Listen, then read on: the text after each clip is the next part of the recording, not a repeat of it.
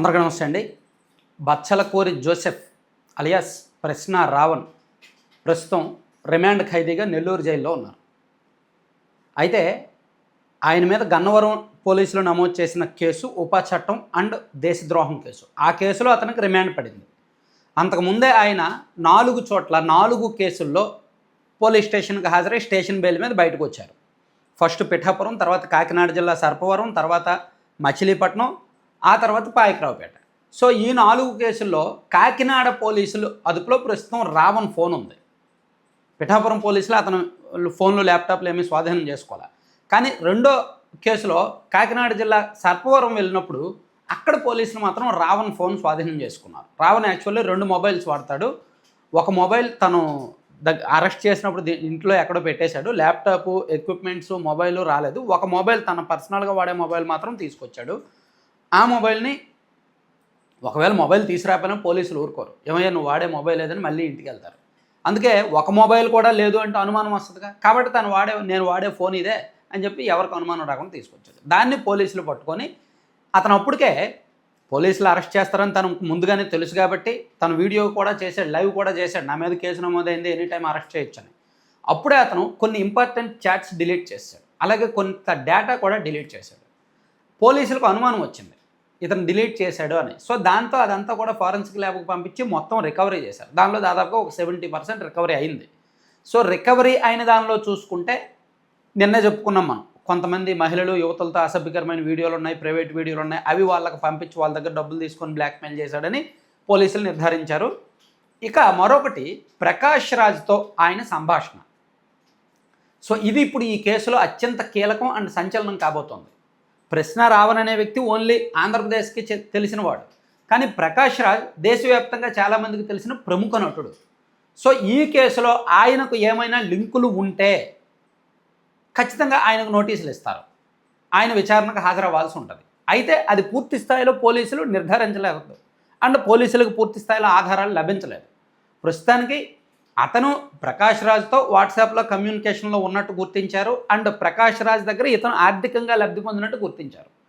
అయితే పూర్తి స్థాయిలో ఆధారాలు వచ్చిన తర్వాత అప్పుడు ప్రకాష్ రాజ్ గారిని ఈ కేసులో ఇన్వాల్వ్ చేసి నోటీసులు ఇస్తారు. సో అంటే ఇద్దరిది భావజాలం ఒకటి. ప్రకాష్ రాజ్ గారు కూడా యాంటీ హిందూ భావజాలంతో మాట్లాడతారు. అది దానికి కమ్యూనిజం భావజాలం అనే పేరు పెట్టినప్పటికీ కమ్యూనిజం భావజాలం అంటే ఇంత నోటిదోలు ఉండదు. ఎదుటి వాళ్ళని టార్గెట్ చేయరు. అన్యాయం మీద, అవినీతి మీద పోరాడతారు. కులాలకు, మతాలకు సంబంధం లేకుండా ఫైట్ చేస్తారు. ఒక లిమిట్లో ఉంటుంది వాళ్ళ పోరాటం, చాలా పద్ధతిగా ఉంటుంది. కానీ వీళ్ళది ఎదుటి వాళ్ళని విపరీతంగా టార్గెట్ చేయడం,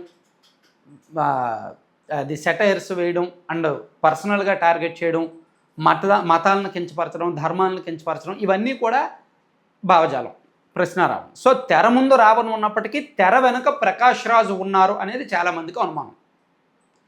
అందుకే ప్రకాష్ రాజ్ గారు కూడా రావణ్ అరెస్ట్ అయ్యాక వరుసగా 4-5 వీడియోలు రిలీజ్ చేశాడు. ఎప్పుడైతే రావణ్ మీద ఉపా చట్టం కింద కఠినమైన సెక్షన్లతో కేసు నమోదు చేశారో, ఎప్పుడైతే అతను ఫోన్ పోలీసులు స్వాధీనం చేసుకొని డేటా రికవరీ చేస్తున్నారని తెలిసిందో అప్పుడు ప్రకాష్ రాజ్ సైలెంట్ అయ్యారు. చూడండి, మొన్న 5వ తేదీన కదా గన్నవరం పోలీసులు, అప్పటి నుంచి ప్రకాష్ రాజ్ వీడియో రిలీజ్ చేయాల. బట్ కొన్ని ట్వీట్లు అయి పెడుతున్నాడు. జస్ట్ ఆస్కింగ్ అని క్వశ్చన్ చేస్తూ కొన్ని ట్వీట్లు అయి పెడుతున్నాడు. సో వీళ్ళిద్దరిది భావజాలం ఒకటే. సో వీళ్ళిద్దరూ కూడా క్రిస్టియన్సే. వీళ్ళిద్దరికి కూడా లింకులు ఉన్నాయి. వీళ్ళిద్దరూ 2023లో ఫస్ట్ టైం కలిశారు. అప్పటి నుంచి వీళ్ళిద్దరి మధ్య ట్రాన్సాక్షన్స్ నడుస్తున్నాయి. సో నోరు రావంది, వెనక డబ్బు ఇచ్చింది ప్రకాష్ రాజ్ అనేది పోలీసుల అనుమానం. అండ్ జనసేన పార్టీలో ఈ సోషల్ మీడియా చూసే టీం ఒకటి ఉంటుంది కదా, వాళ్ళ అనుమానం కూడా, వాళ్ళు కూడా పోలీసులకు ఇచ్చిన ఫిర్యాదులో అదే చెప్పారు.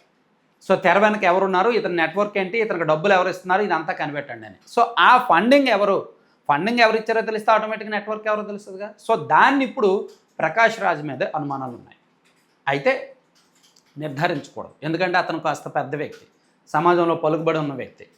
సో అతన్ని ఒకవేళ నోటీసులు ఇచ్చి టార్గెట్ చేస్తే అతను మళ్ళీ దాన్ని తన రాజకీయానికో లేదంటే వేరే రకంగా వాడుకునే అవకాశం ఉంటుంది. అండ్ ఆ స్థాయి వ్యక్తి మీద పోలీసులు ఒక నోటీస్ ఇచ్చినా లేదంటే అతని మీద ఇలా ఆరోపణలు చేసినా దానికి తగిన ఆధారాలు లేకుండా పోలీసులు చెప్పకూడదు. అందుకే మేబీ ఒక 3-4 రోజుల్లో క్లారిటీ రావచ్చు. అతని ఫోన్లో డేటా ప్రకారం అయితే ఇద్దరు మాట్లాడుకుంటున్నారు, చాట్ చేసుకుంటున్నారు, అజెండా పంచుకుంటున్నారు, భావజాలం కనెక్ట్ అయింది, డబ్బులు కూడా కొంత ఇచ్చాడనేది వరకు నిర్ధారించారు.